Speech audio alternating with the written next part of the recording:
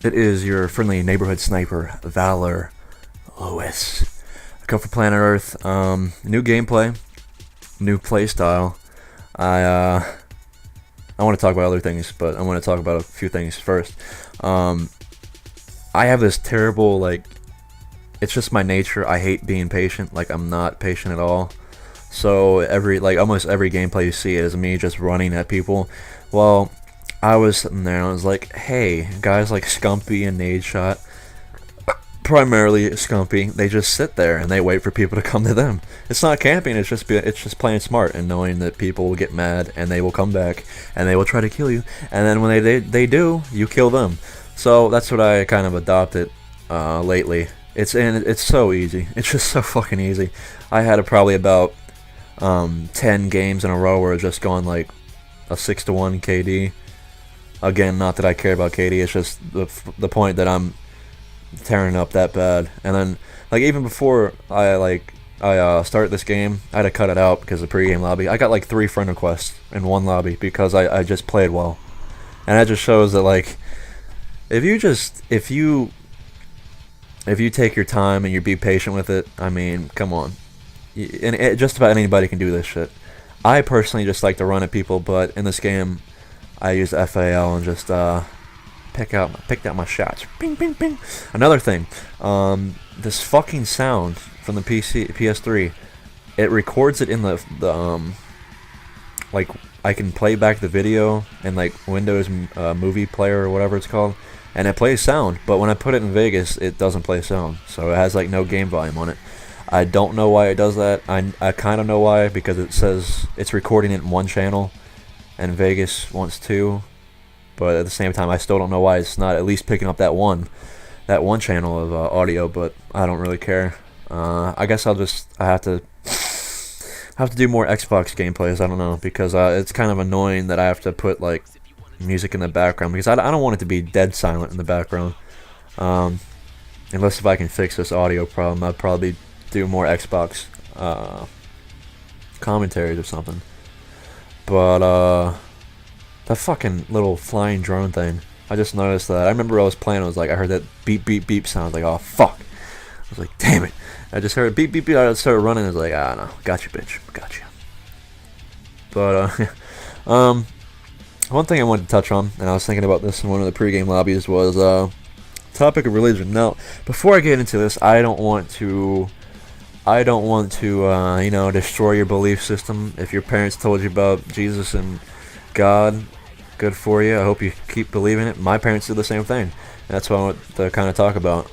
When I was a little kid, I don't know why I've been talking about my little kid stories lately, but when I was a little kid, my parents were Catholic, Christian, whatever. I don't really care or remember, but they were like, Chaz, if you praise this guy named Jesus and another guy named God, good things will happen to you. So all you gotta do is just say, I love Jesus, and you'll go to this place, nice place, pretty nice place. It's called heaven, and it's just like up in the clouds, and basically you just relax for the rest of eternity when you die. Or if you don't want to do this, you go to a place called hell, and hell it's like fiery and lava and shit and devils and bats, and they bite your dick off. And hearing this as a little kid, like 5 years old, the disposition between a place like heaven and a place like hell, it's pretty convincing which one a little kid's gonna pick. So of course I'm like, oh man, all I gotta say is I love Jesus. I'm in the club. All right. So I remember so that's what I did. I was like, all right, Jesus, God, pretty cool people. I started following the little Christian religion thing. I never went to church a day in my life. That's pretty interesting, I think.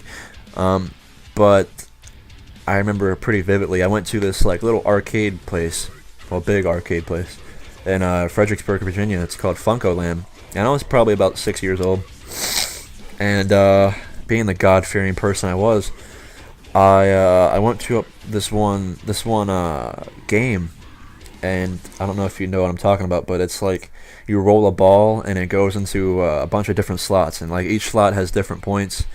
The more points there are in a slot, the more likely there's like a bankrupt slot, you know what I mean? Like you lose all your points or something. So the objective was to get as many points as you could. So I went for the biggest slot, and it had like 2 bankrupt things beside it. I don't know why I'm talking about this, but before I rolled the ball, every time I would be like, I put my hands together and be like, please God, let me roll this ball into the slot. I want to get 100 points. And then my dad was watching me, and he's like, see? And then I did it, and it went in. And my dad's like, see, that's God. That's Jesus. That's the whole Christian thing, you know?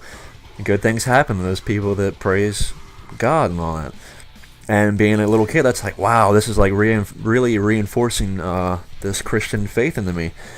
And that's before I knew what a placebo effect was. If you don't know what a placebo effect is, that means that whatever is gonna happen is gonna happen. It's you know, if you think a certain thing, it's gonna happen. If you really firmly believe in something, it's gonna happen. Like a placebo effect, a placebo pill. You might have heard of that. Like, it's just a pill that has nothing in it, but you take it. Someone tells you that pill will cure your headache, and then your headache goes away in 10 minutes because you believed it. And there's nothing in the pill. It's just you believe that your headache's gonna go away because of that pill. And that's kind of what that really struck me when I found out what a placebo was. I was like, hey, somebody told me that if I do this, something will happen, and it happened, but nothing really happened. You catch my drift? So it was kind of like I sat down and formed this opinion on it. I was like, well, what if no one told me about this guy named Jesus or God? What if somebody told me about the Christian faith? Would I believe in it? Would I even know what it is? Would I even know? I don't know. And that's the thing. Nobody would know. And I'd sit in school, and all these people would talk about God and how much they love him and all that stuff. Well, they didn't really say that, but like sometimes the topic would come around in school, like, do you believe in God? They're like, yeah, dude, I don't want to go to hell. And I was like, huh. And I just sat there, and I'm like, well, what if nobody told you about that? Like, what if you came out the womb and nobody told you about a guy named Jesus that he died for your sins and all this other stuff? Would you believe in him? Would you even know who that guy is? And that's what really got me out of the whole faith thing and leaning towards science. To where now today, I'm kind of, it gets pretty annoying when someone like let's say a Ray Lewis is saying, man, God's the only reason we won the Super Bowl, man, God does great things, man, God does. Well, the thing about somebody like Ray Lewis, I'm a huge Ray Lewis fan, obviously, Ravens fan. But the thing about Ray Lewis is that he honestly believes that, and if you honestly believe that, shit's gonna happen.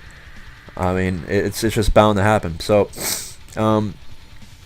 it just gets really annoying when someone tells me that they're the only reason they're here is because Jesus died for his sins, and it's like, come on, you got to be more open-minded. That's my whole thing in life. You got to be more open-minded to things, even if it questions your belief system or what you previously believed in. Because trust me, I was one of those people that really believed in Jesus and God. And hey, there might have been a real-life Jesus. I don't know. But I do know the Egyptians had a book called the Book of Dead, and the main character, Horus, who is basically Jesus, he was born to a virgin mother, Isis. He had 12 disciples, 12 followers. He had 3 wise men, except they were like 3 stars in the sky. Angels announced his birth. He was baptized at the age of 30 at a river. And this is all 5,000 years before the Bible, mind you. He was in the middle of a desert, I think. It might have been the desert, I don't know, mountains, one of the two. And this guy named Set, who's basically the devil, Satan, he tried to tempt Horus into, becoming evil, and he didn't do it. So it's just, when you get really down to it, the Bible just plagiarized this whole story. And the fact that people can still say in the age of 2013 that their faith is the only way, it's the only way that they're alive, this is the way it happened. And we have Google. Google's like my best friend, and just try it out, learn something, But I hope you guys like this. Dislike it, subscribe, whatever you gotta do to have a good day, boss. See you guys later.